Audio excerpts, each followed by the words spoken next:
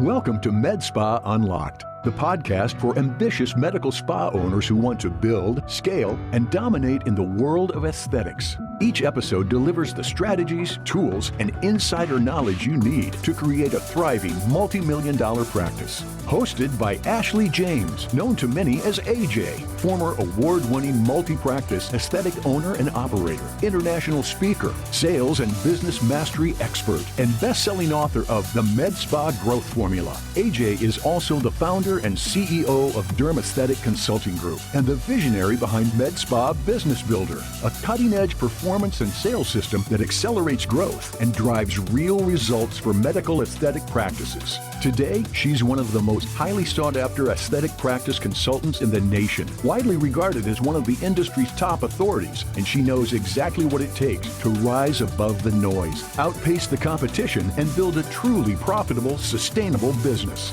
Join AJ and industry leaders as they unlock the secrets to success in aesthetics right here on MedSpa Unlocked. Now, let's get started. Hi, everyone. Welcome back to MedSpa Unlocked, the podcast where we break down what it really takes to launch, grow, and scale a profitable, compliant, and sustainable medical aesthetic practice. I'm your host, Ashley James, also known as AJ, and today's episode is one that every MedSpa owner, founder, or future owner needs to hear, especially if funding, capital strategy, and growth financing is on your mind. Today, I am joined by Marc Cornella, Managing Director of U.S. Medical Funding. Marc and his team have been delivering customized financial solutions exclusively for healthcare practitioners and owners for over 30 years, and they've seen everything. They've seen startup loans, expansions, equipment financing, acquisitions, and more. And guys, I've been working with Marc now for a couple months. As you know, we do a lot of SBA funding here at DermAesthetic Consulting Group, and the reason I brought him into this podcast today is because I really just love the strategy that he does. He's quick. He knows his stuff. If I don't have answers to questions, he does. And currently, he's my go-to guy for SBA funding. So with that being said, guys, welcome, Marc.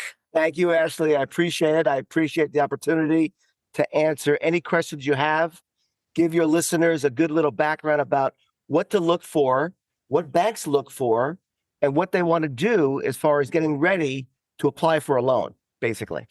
Yeah. We've been around just to give you a little background, U.S. Medical Funding has been around for 30 years plus now.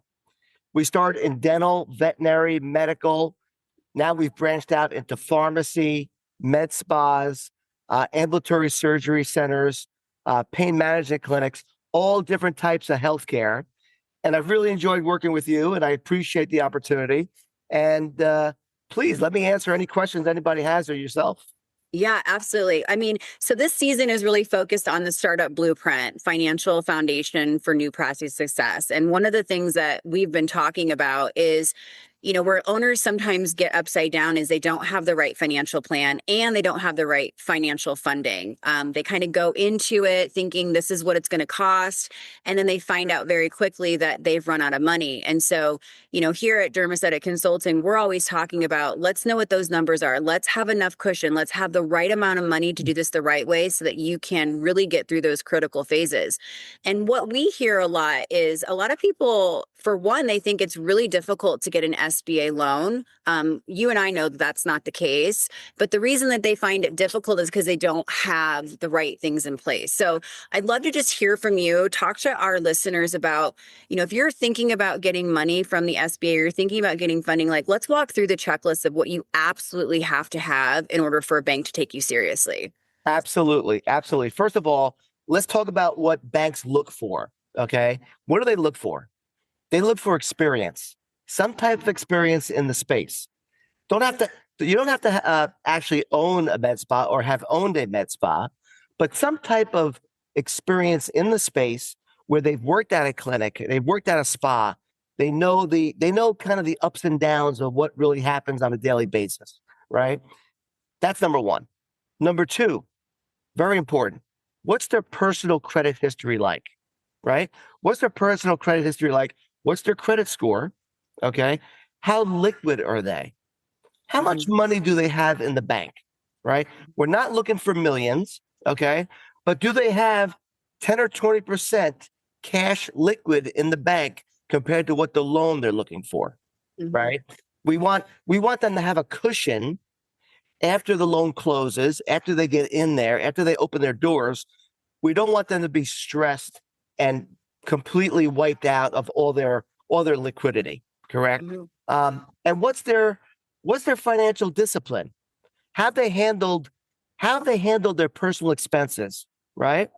Are they driving a car that's too expensive and they really should be driving that car? They should be driving something else, right?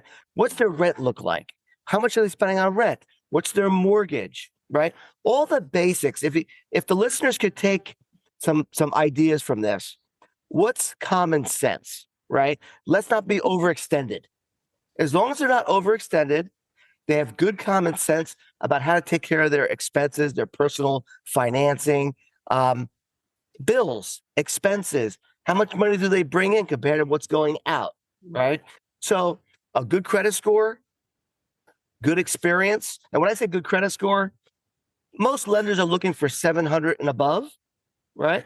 We'll do a transaction that's 650, 675 with a good explanation.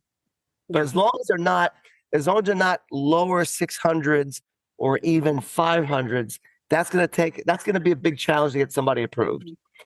So decent credit, experience, some liquidity, and how they take care of their expenses.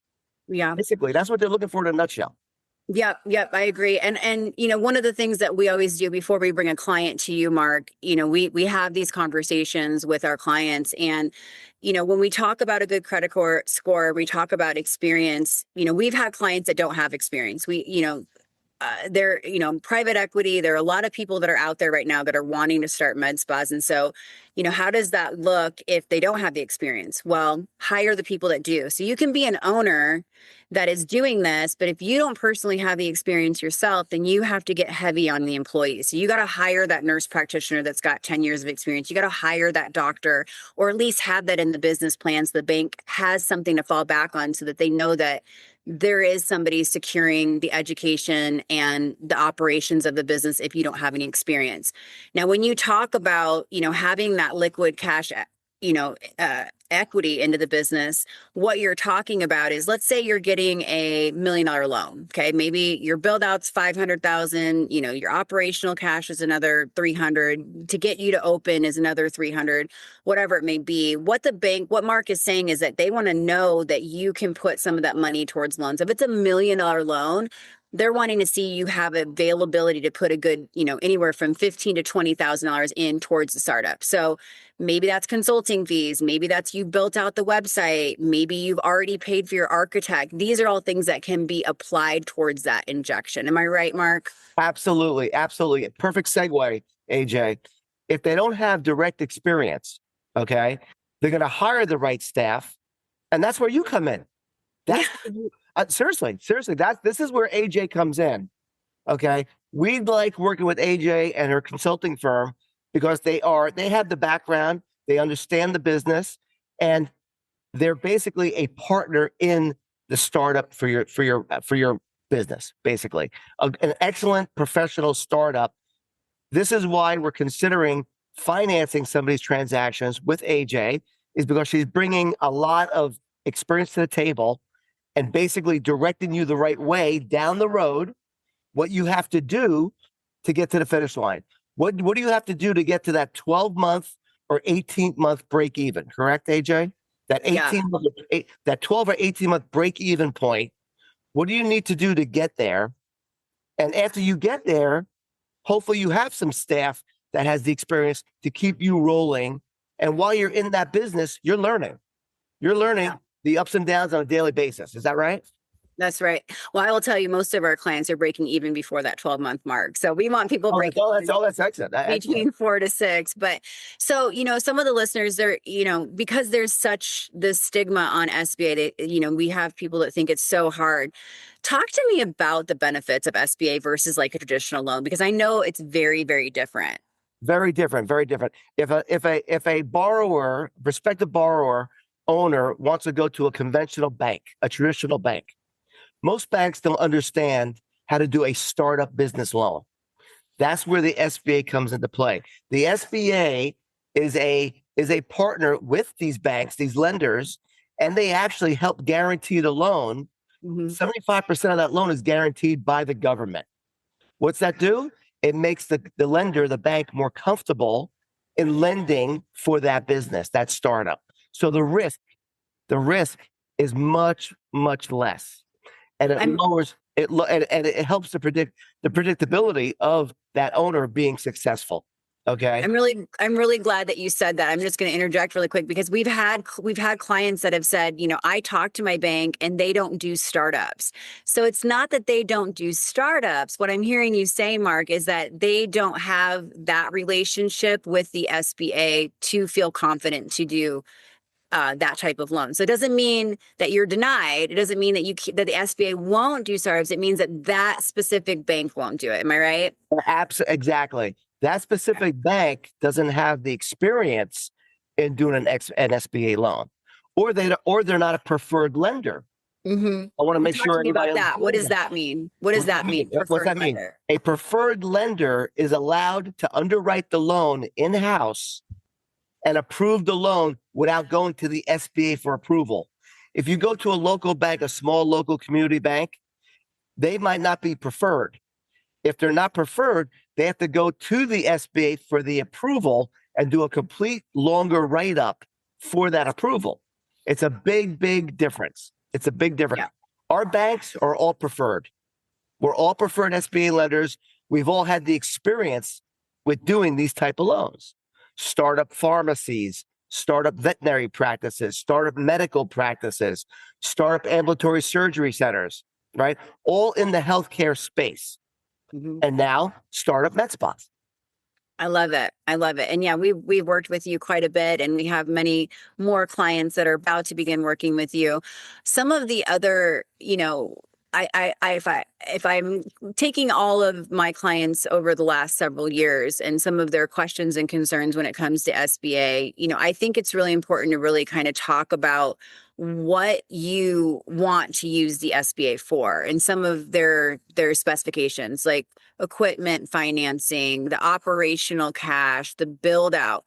But what I get a lot of pushback on that a lot of clients don't understand is what is needed to close. So if we have a new startup and the person is just getting into it, it's more than just getting approved. There's a process to the close. So let's talk about like all the things that have to happen before you can close, because that does play into the amount of like equity that you have to put into the business. Absolutely. Absolutely. So first off, we pre-screen the transaction for the borrower to get the approval. Number one, it's pre-screened. Number two, once the approval and the commitment letter is in place, we move to closing, correct? We move to closing.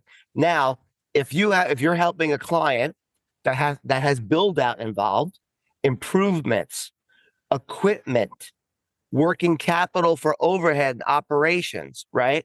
Number one, has the equipment been selected yet? That's number one. Number two, do you have any equipment quotes and invoices?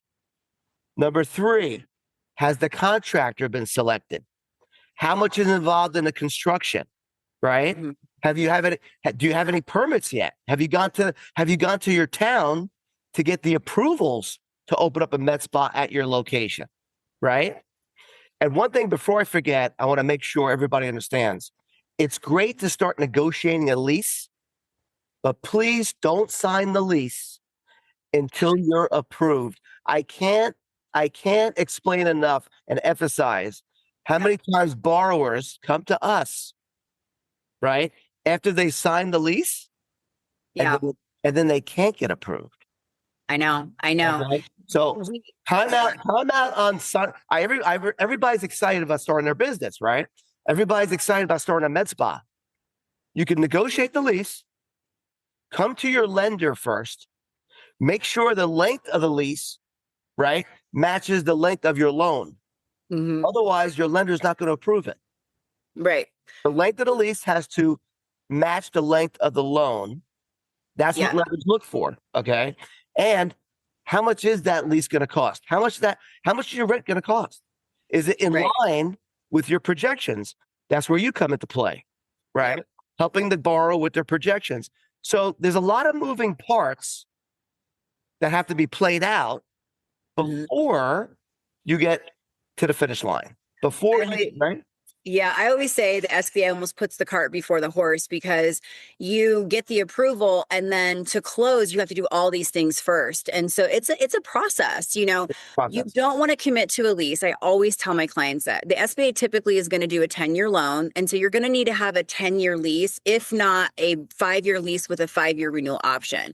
Correct. But I'm the same way. Do not sign that lease until we have the approval, because you are committing to liability before you know that you have approval. So it's kind of like it's a back and forth. Like once you start looking for the lease, obviously the landlord wants you to sign the lease, but then we're often waiting for the approval. And then once you have the approval, you sign the lease, and then the SBA is like, okay, where are we at? And we're like, whoa.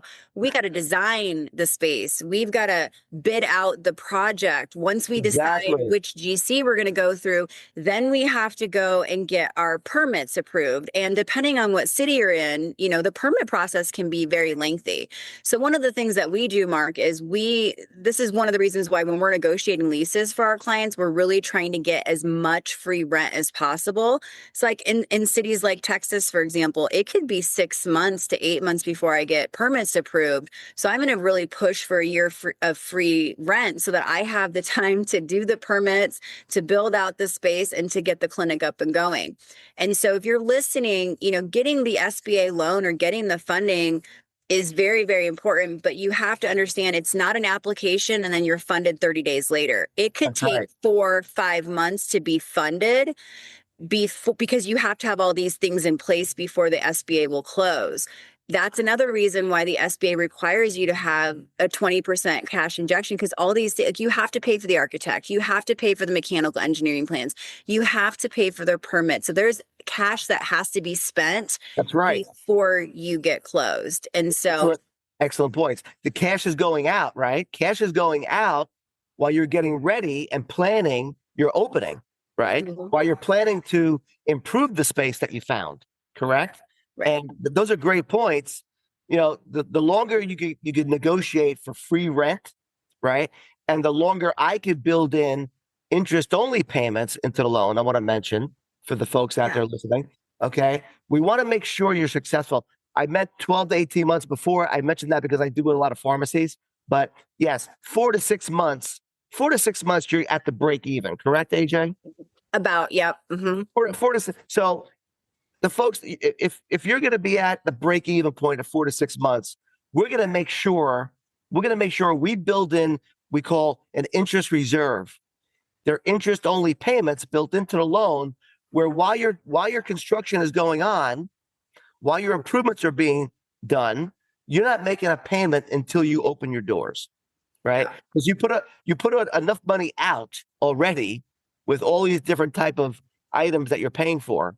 So we want to make sure that you don't have a payment until you open your doors, which actually helps the cash flow tremendously. Right, AJ? Oh, I 100% agree. And so what I love about you guys is that you're very quick and efficient. And so, I've worked with other banks where, they're still trying to collect data 5 months later and they're not organized. And I'm like, we've sent this, we've done this. And so what I love about you guys is that I know what you need to get a loan approved. I know what my business plan needs to look like. I know what the financial plan needs to look like. I know the timeline that I can educate my clients on expectations. Now, some of the things that you guys ask for is something called a sources and uses statement. A lot of people don't know what that is. Can you kind of walk through what that document is? Basically, it's called a sources and uses budget or statement, which actually itemizes every category that's actually going to be paid out by the loan. Correct? So you'll have your improvements, you'll have your working capital, you're going to have your inventory, your equipment, any type of supplies, marketing, right? Consulting for AJ.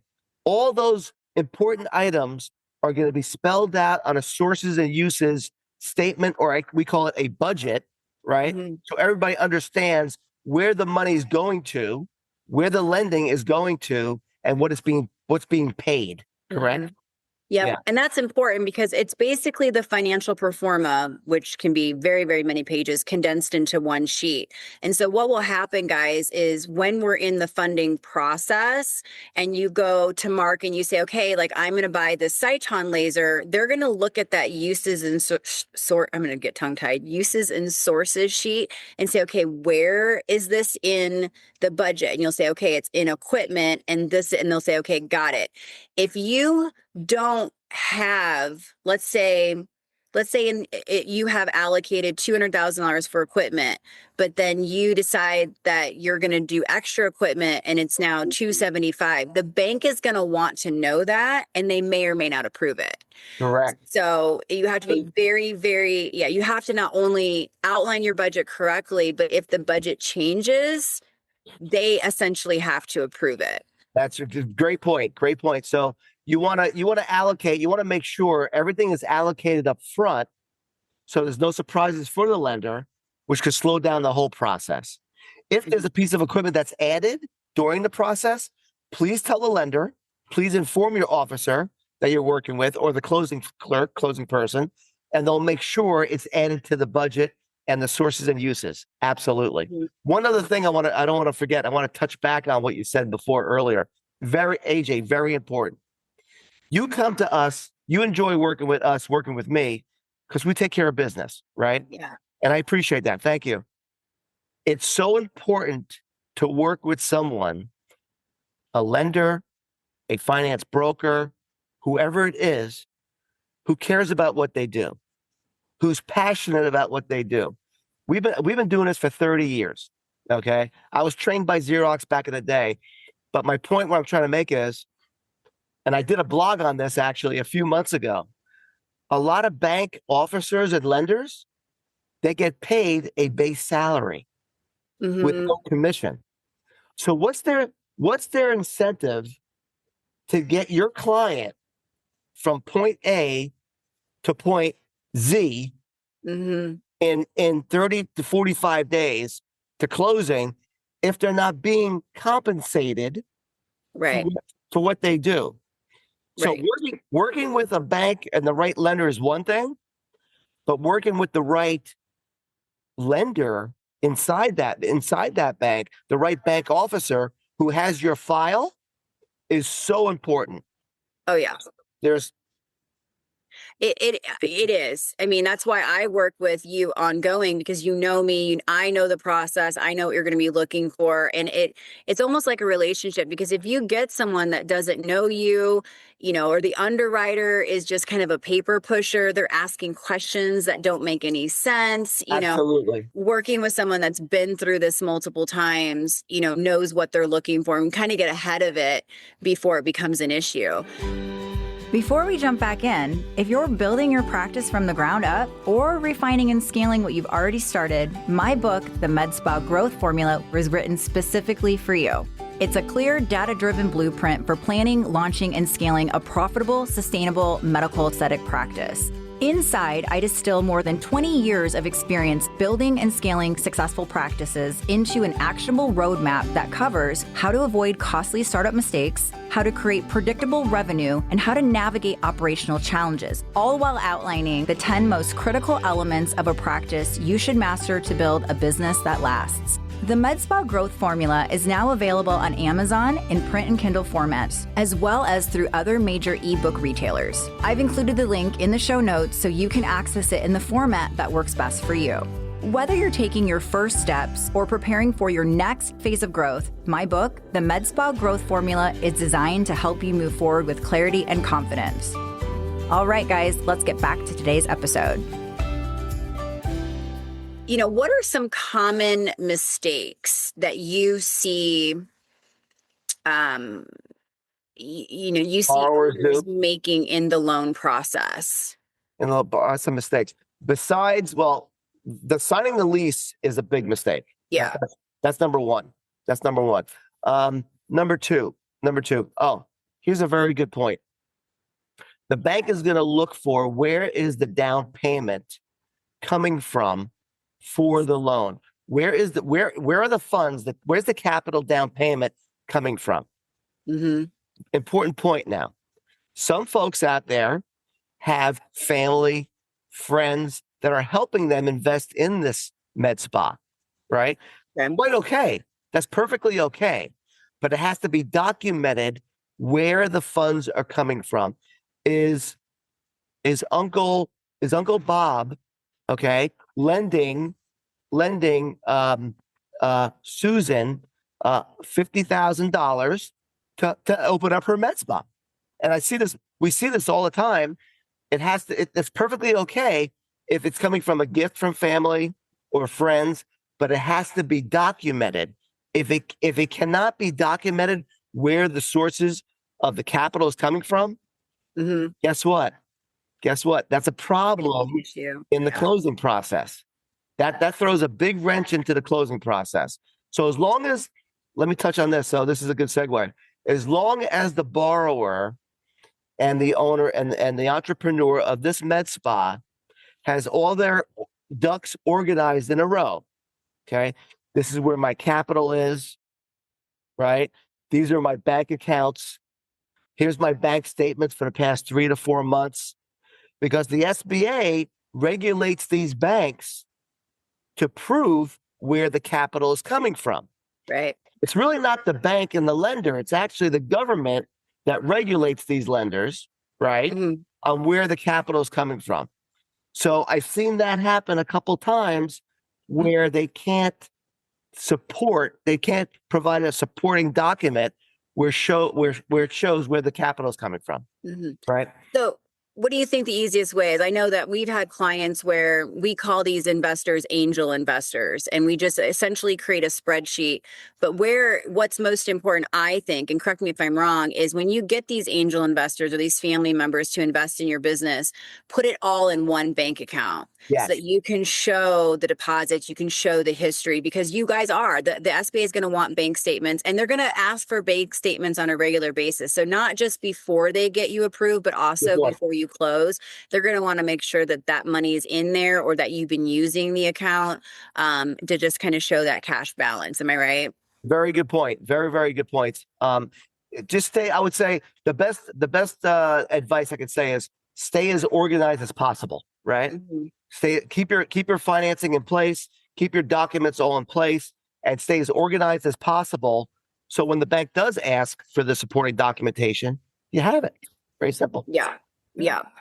What are, so when you are looking at, let me just kind of like backtrack here for a minute. So if you're listening and you're thinking about opening a new practice, what do you think the right timeline is, Marc, for someone to start looking into getting an SBA? So what I mean is, I would say start off with a business plan, have a financial pro forma, have an idea of where you want to be, and have an idea of who your employees are going to be. If you don't have experience, who are you going to bring on that has the experience? Or if you are a nurse practitioner or a doctor that has the experience, how are you going to position that to the bank? But when is a good time, to start applying for an SBA?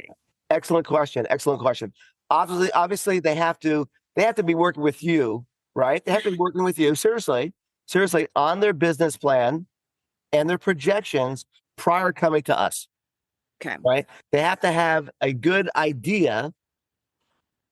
What's their geographic location? They don't have to have their spot picked out exactly yet, right? Or their actual exact location, but what's the geographic area? What county are they looking in, right? How many different towns are they looking in that county? Have their projections and their business plan lined up with you, with your help, correct? Who are they going to bring on board? Who are their go-to key people, key personnel that they're going to bring into the business, right? That's going to help them be successful. So I would say, or even, I'm sure you help too with a demographic study. Oh yeah. A demographic study, a feasibility study. So once you have checked all those boxes with AJ and the personnel that you're bringing in, the feasibility study, the demographic study, the projections, is this going to be a winner in ABC County in Texas or in LA or Florida, wherever. Have your ducks in a row through AJ's expertise, and then come to us when AJ and yourself feel like you have checked off all the boxes, where we can now take this to a lender and pitch our business plan. Mm-hmm. Absolutely. Yeah. And well, let's talk about that timeline. So let's just say it's a couple months. Let's maybe 6 weeks to get all that information. Once we bring it to you, honestly, I'll be honest with you, Marc, you're quick. I mean, you're giving me a decision within a day or two. The longest you've ever gotten back to me is like a week. But you're looking at this information, you're like, yep, this is a great loan. I'm going to pitch this. And then once we do that, the approval with you guys, I mean, I'm going to say it's about a month. And that's very, very quick. That's actually a long time for you guys. But it is. To give some expectations from the time that we've got the business plan ready to go and we're pitching it to you, I'm getting a verbal yes or no within 24 or 48 hours. And I'm getting an approval from an actual lender with a term sheet at the the longest period of time, probably a month, which is quick. Yeah. And you know what? That's a very good point. Thank you. That was at our first transaction that AJ and I have done together. Took about 4 weeks. Well, however, it would have been a little quicker because we were working on a couple different things with construction and with your client, and that took a little longer. But let me give you a good timeline. By the time when AJ brings us a transaction, the first thing I do and my team does, we pre-screen it. Pre-screen it. We try to get back within 72 hours, literally. I will get back to AJ within maximum 3 to 4 days with a yay or a nay. Now, that's not an approval. It's not a formal approval, right? But we've done this so long and we've done so many transactions in the healthcare space. We know what we could get done and we know what we can't get done. Or if it has to be tweaked, we will tell AJ what has to be tweaked to make this work, this particular transaction. So I would say 3 to 4 days for pre-screen.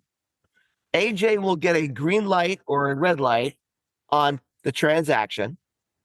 We'll get a proposal in your hands, AJ, within 7 days. Right. Within 7 business days, the borrower will have a proposal in their hands with AJ copied in within 7 business days after we've given a green light. Yeah.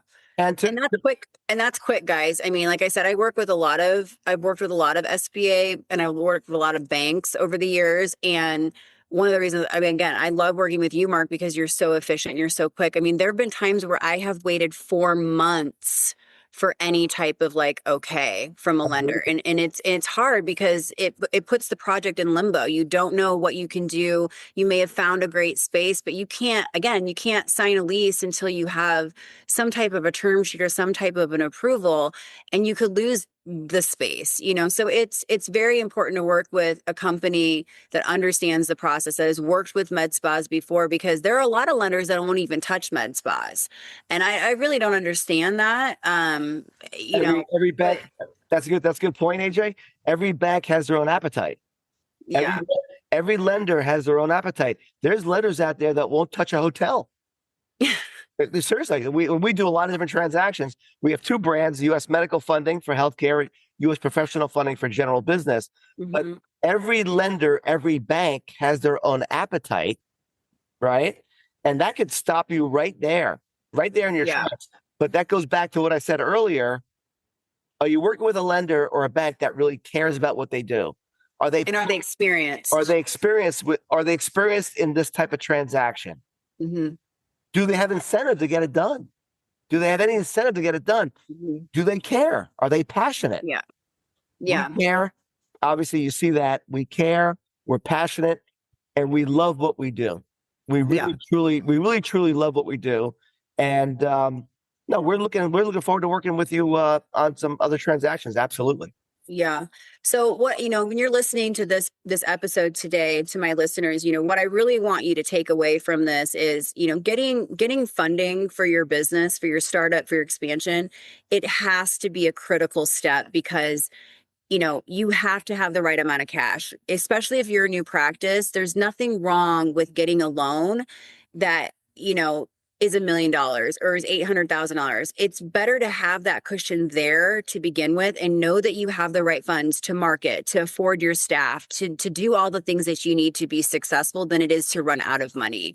And I always say this, when you come to me and you think you have a budget in mind on what it's actually going to cost to do your, to launch your business and to get to that profitability, it's always lower than what it's actually going to cost. And so, having the right plan, having funding is very, very important, but also working with the right bank. If you are listening and you've been to a bank that says, nope, we own, you have to be in business for 2 years before you can work with SBA, listen to me now. That is a bank that doesn't do startups. That is a bank that doesn't have an appetite for what you're doing. It doesn't mean that you can't get it. It doesn't mean that you're not approved. It means you've talked to the wrong bank. I just had a client in Virginia that said the same thing. They told me I can't get approved. They told me I have to be in business for 2 years. I'm like, that's wrong information.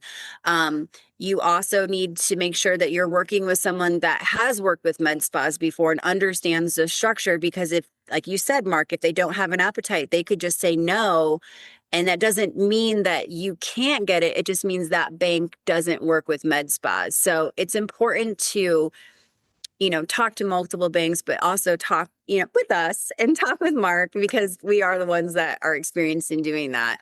Absolutely. It's all about the right person, the right bank, right? Yeah. Do they have the experience, and do they care? Right.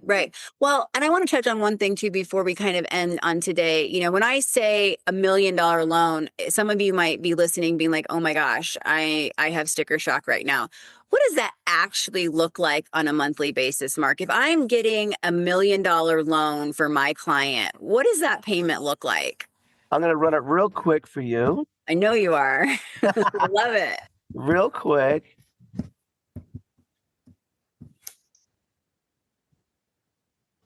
$1 million loan is about $12,000 a month on a 10-year term. Yeah. However, let me say this. If there's a situation where there's real estate involved, we haven't done one yet, but if the borrower has an opportunity to buy a building, to buy an office condo, a medical office condo, right? We could take that 10-year term and stretch it over 25 years. Mm-hmm. Now your payment